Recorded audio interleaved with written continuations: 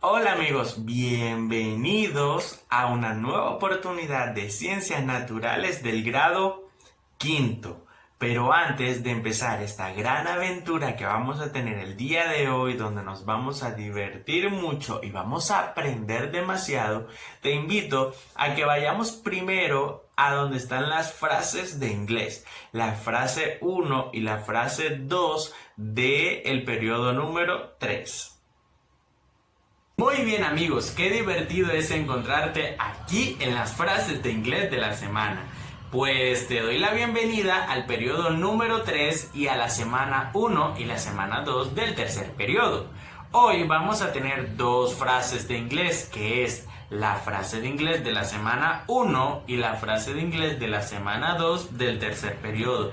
Por ejemplo, la primera frase de la semana 1 del tercer periodo es Can you lend me? Es decir, ¿puedes prestarme?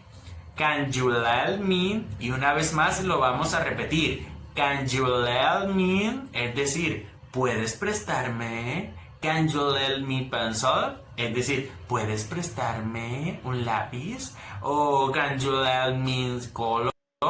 ¿Puedes prestarme un color? Así que espero que puedas practicar esta primera frase. Ahora nos vamos con la segunda frase de inglés. La segunda frase de inglés es Raise your hands. Levantamos las manos bien en alto, bien en alto, bien en alto. Raise your hands, es decir, levantamos las manos. Y qué divertidas fueron estas dos frases de inglés. Espero que la puedas repetir en tu casa todo el tiempo para que así podamos aprender a hablar mucho más inglés. Muy bien amigos, y qué divertido fue poder aprender estas frases de inglés y sobre todo, lo más importante es que poco a poco vas a ir aprendiendo cada vez más porque cada semana vamos a tener frases nuevas para que tú puedas aprender y puedas aprender a hablar mucho más esta nueva lengua. Entonces, ahora sí, prepárate porque el día de hoy vamos a iniciar con Ciencias Naturales del grado quinto. Primero, te damos la bienvenida al tercer periodo. Estamos en la semana 1 y la semana 2 del tercer periodo. Por lo tanto, primero debes de buscar tu cuaderno de ciencias naturales para poder colocar el tercer periodo y echarle muchísimo color a ese número 3 que vas a hacer ahí en esa hoja. Colocando tercer periodo, le echas bastante color, lo puedes decorar con sticker, con dibujos, con lo que tú quieras. Lo importante es que debe estar muy decorado, muy bonito, muy presentado el tercer periodo. Y hoy vamos a iniciar con un tema muy importante, me gusta mucho, sobre todo nos enseña un poco también cómo podemos cuidar nuestro medio ambiente. Pero primero quiero decirte que vamos a hablar sobre el clima y el cambio climático. Vamos a ver qué es eso de clima y también cómo se da el cambio climático. ¿Será que aquí en nuestra ciudad de Sincelejo hace mucho frío? Entonces, hoy lo vamos a descubrir. El clima es el conjunto de características como la temperatura, la humedad y la lluvia de la atmósfera que se observan durante un periodo largo. Por ejemplo, el clima de La Guajira es seco y cálido durante el año. Sin embargo, a lo largo de ese año puede haber variaciones como días lluviosos o más soleados, es decir, mucho más calor. Es mucho más soleados. Estas variaciones conforman el tiempo atmosférico. A pesar del tiempo atmosférico, el clima continuará siendo seco y cálido, pues las condiciones que determinan el clima de La Guajira no cambian. A pesar de su tendencia a mantener unas características constantes, el clima ha cambiado durante la historia de la Tierra. En alguna época existieron periodos de mucho frío llamados glaciaciones y en la actualidad se producen periodos cálidos. La acumulación de gases en la atmósfera explica este fenómeno y existen eventos que influyen en el clima como los que se destacan en el efecto invernadero y el calentamiento global. Entonces, podemos ver que el clima es todo lo que vemos con temperatura, con la humedad y la lluvia. Podemos ver que, por ejemplo, aquí en nuestra ciudad de Sincelejo el clima es muy cálido. Comúnmente siempre hace mucho sol, un sol muy fuerte, el clima es muy cálido, a veces hace mucho calor, pero este es el clima.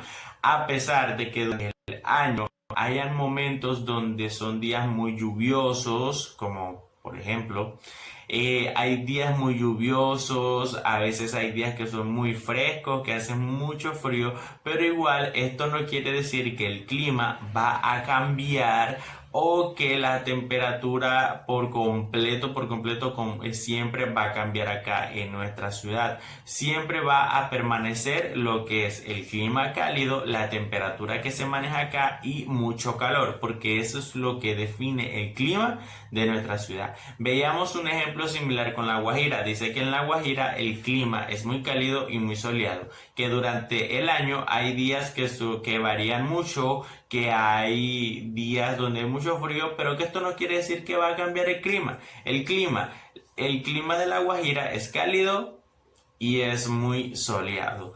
Pero miren que al final de lo que les decía, habían dos cositas súper importantes, el efecto invernadero y el calentamiento global. Pero ahora, ¿qué será esto de efecto invernadero y calentamiento global? Primero quiero leerte un texto y luego voy a mostrarte dos imágenes donde vamos a poder ver muy bien el efecto invernadero y el calentamiento global. Entonces, el efecto invernadero y el calentamiento global es un invernadero es una construcción con paredes de plástico donde se cultivan plantas. En los invernaderos, la luz atraviesa los plásticos y estos impiden que la energía salga. De esta manera, su interior conserva la temperatura adecuada para mantener un cultivo. Pero en la Tierra ocurre un proceso similar a los invernaderos. La atmósfera retiene una parte de la energía del Sol y así mantiene la temperatura ideal para el desarrollo y mantenimiento de la vida. Este fenómeno se llama efecto invernadero. Gracias al desarrollo industrial y tecnológico, los gases emitidos a la atmósfera por acción del ser humano se han incrementado en las últimas décadas. Por ejemplo, el dióxido de carbono tiene la capacidad de atrapar energía solar y por ello gran parte de los rayos solares se retienen en la Tierra, con lo cual aumenta su temperatura, ya que este fenómeno se conoce como el calentamiento global. Entonces veíamos que un invernadero es como una protección de plástico para que esa energía, cuando la energía entra del calor a las plantas, no vuelva a salir esa energía, sino que se conserve esa energía para que las plantas puedan seguir creciendo. Al igual pasa en la tierra. Los rayos del sol emiten energía y cuando esos rayos de energía llegan, la atmósfera no permite que ellos vuelvan a salir, lo que nos permite es tener la energía necesaria para seguir desarrollándose. Pero cuando hablamos de calentamiento global, es porque los rayos del sol se retienen en la Tierra y como dice acá, gran parte de los rayos solares se retienen en la Tierra, con lo cual aumenta la temperatura. Este fenómeno se llama calentamiento global. Cuando los rayos del sol se retienen, que este es el calentamiento global en la Tierra, se da este efecto, lo que permite que la temperatura pueda seguir aumentando.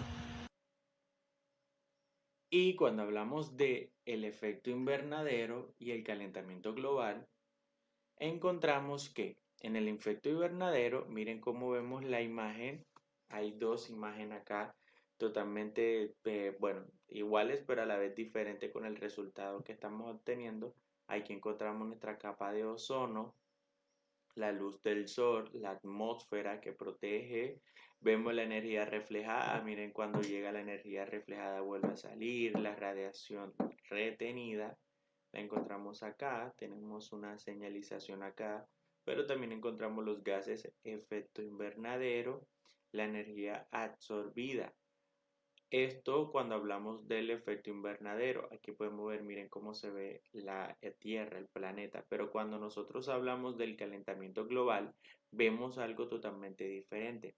Encontramos la energía absorbida, la capa de ozono totalmente deteriorada, la luz solar, menos energía reflejada, encontramos menos energía reflejada que en el efecto invernadero, mayor radiación retenida, aumento en la cantidad de gases de efecto invernadero.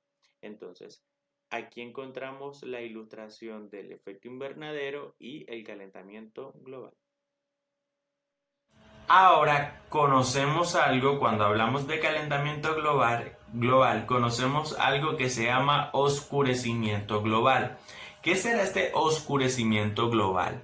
Pues el oscurecimiento global es el término que se utiliza para describir la reducción de la cantidad de luz solar que alcanza la superficie de la Tierra, porque encuentra más obstáculos contaminantes en las nubes que no la dejan pasar. Esta situación afecta directamente a los organismos productores, como por ejemplo las plantas, algas y algunas bacterias, porque se altera el proceso fotosintético y se pone en peligro la producción natural del oxígeno en el planeta. Pero también cuando hablamos de calentamiento global hay algo muy importante que debemos de saber, de que nosotros necesitamos hacer el cambio climático y poder ayudar a nuestro medio ambiente a poder mejorar en cuanto al calentamiento global, porque si nosotros seguimos contaminando nuestro medio ambiente, estamos dañando nuestra capa de ozono, nuestro planeta y estamos destruyendo nuestra casa. Entonces, quiero leerte algo que dice aquí, que es el cambio climático y el desequilibrio ecológico. Bueno, para evitar que la contaminación empeore existen dos enfoques muy importantes. Estos dos enfoques son la prevención y la eliminación. Cuando hablamos de la prevención, es el conjunto de acciones que reducen la severidad del problema de contaminación. Por ejemplo, cuando no usamos aerosoles, evitamos el deterioro de la capa de ozono, y cuando no arrojamos basura al suelo, evitamos que se siga contaminando. Cuando hablamos de prevención, es que nosotros los seres humanos debemos estar muy atentos a esa contaminación. No echemos basura en la calle, no utilicemos tantos químicos, tratemos de cuidar nuestra capa de ozono para que el calentamiento global no siga dañando nuestro planeta. Y cuando hablamos de la eliminación, consiste en el conjunto de acciones que busca acabar con los síntomas de la contaminación que ya ha sido causada por el ser humano, es decir, nosotros. Por ejemplo, cuando se instalan máquinas especiales para purificar las aguas negras y evitar que se siga acumulando contaminación en los ríos. Pero entre estos dos enfoques, el menos costoso y el más sencillo es la prevención. Porque cuando hablamos de la prevención, somos nosotros mismos los que debemos de cuidar nuestro planeta y nuestro medio ambiente. No arrojemos basura en la calle, ayudemos nuestro planeta. Además, cuando hablamos de ayudar a nuestro planeta, hay algo súper importante que debemos aprender, y es aprender los colores de las canecas, es decir, del lugar donde vamos a colocar nuestros desechos. Cada caneca tiene un color porque cada una está identificada para un fin, es decir, se utiliza para otras cosas. Por ejemplo, si vemos el color azul, si vemos una caneca de color azul, esa caneca de color azul es solamente para colocar papel. Si encontramos una caneca de color amarillo, es solo para colocar plástico. Si encontramos una caneca de color verde, es solamente para colocar vidrio. Si encontramos una caneca de color naranja, es solamente para colocar metal. Y si encontramos una gris, es para colocar cualquier otra clase de elemento. Entonces, es muy importante poder estar muy atentos de los colores de la caneca y ayudar a nuestro medio ambiente a poder ir sanando todas estas contaminaciones y poder reducir el calentamiento global. Pero hay algo súper importante, y es que también hemos podido aprender sobre cómo cuidar nuestro medio ambiente y ayudar a la capa de ozono y reducir el calentamiento global. Espero que podamos poner en práctica esto. Sobre todo, lo más importante, aprender a distinguir nuestros desechos. Eso nos va a ayudar muchísimo. Así que practica estos colores de la caneca para que cuando las veamos podamos saber dónde va cada desecho que nosotros tenemos. Si es plástico, vidrio, metal o papel. Ahora, vamos a pasar a un tema súper importante que es la constitución de la materia. ¿Qué será la constitución de la materia? Bien, y en la constitución de la materia vamos a ver que la materia forma a todo el universo y todo lo que te rodea. Por ejemplo, el agua, el sol, tu mascota y tú están formados por materia. La materia tiene masa y ocupa un volumen. Entonces, cuando hablamos de materia, podemos ver que todo lo que está a nuestro alrededor está hecho gracias a materia. Es decir, todo está formado por una materia. Esta materia tiene masa y la masa también tiene un volumen, es decir, la cantidad de lo que nosotros podemos ver con nuestros ojos. Los griegos estudiaron las propiedades de la materia y su constitución. Entre ellos, Demócrito es un filósofo y matemático quien creía que la materia estaba constituida por partículas muy pequeñas, indivisibles e indestructibles, a las que llamó átomos. Recordemos que los átomos son partículas extremadamente pequeñitas. Pero el término átomo significa indivisible o que no puede dividirse más. A lo largo de la historia, los científicos, por medio de diferentes experimentos, han comprobado que la materia está constituida por los átomos y por partes aún más pequeñas que estos, llamadas partículas subatómicas. Estas partículas son los electrones, protones y neutrones. Entonces, podemos ver que también la materia está constituida por átomos y, bueno, según investigaciones también dicen que están constituidas por otras partículas que son aún mucho más pequeñas que los átomos. Pero cuando hablamos del átomo y de su estructura, vemos que la teoría atómica es un conjunto de explicaciones que intenta definir y caracterizar al átomo. Surgió de diferentes experimentos que permitieron descubrir su estructura. Ahora te voy a mostrar una imagen, te voy a ir explicando una imagen donde vamos a poder ver muy bien la estructura del átomo. Bueno, cuando hablamos de la estructura del átomo la encontramos de la siguiente manera. La zona donde se encuentran los electrones, que está en esta parte de acá, y el núcleo donde se encuentran los protones y los neutrones, pero a ellos los encontramos identificados de la siguiente manera. Los protones están de color rojo, los neutrones de color azul y de color verde los electrones. Entonces, cuando hablamos de observar la ubicación de las partículas, las encontramos de la siguiente manera. Bueno amigos, y por último, ahora quiero mostrarte las investigaciones de un científico.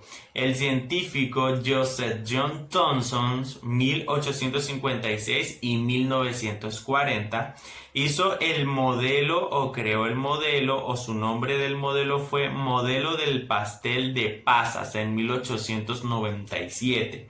Este modelo es lo que dice. El inglés Joseph John Thomson propuso el modelo atómico conocido como pastel de pasas. A partir de experimentos afirmó que el núcleo del átomo es una esfera de carga positiva donde están incrustados los electrones. Bueno, además de esto, quiero dejarte un gran reto para toda esta semana. El gran reto es que en tu cuaderno vas a desarrollar ¿cuál crees que es la solución para el calentamiento global? ¿Será que la solución del calentamiento global está en nuestras manos? ¿O qué es lo que podemos hacer? ¿O será que los animales pueden hacer algo por el calentamiento global? Entonces, en tu cuaderno de ciencias naturales vas a desarrollar ¿cuál crees tú que es la solución para el calentamiento global. Espero que te puedas divertir durante esta semana. Recuerda hacer este comentario en tu cuaderno. Recuerda participar con tu compañero, con la teacher Katia en la tutoría. Y sé que será muy divertido durante esta semana. Bye.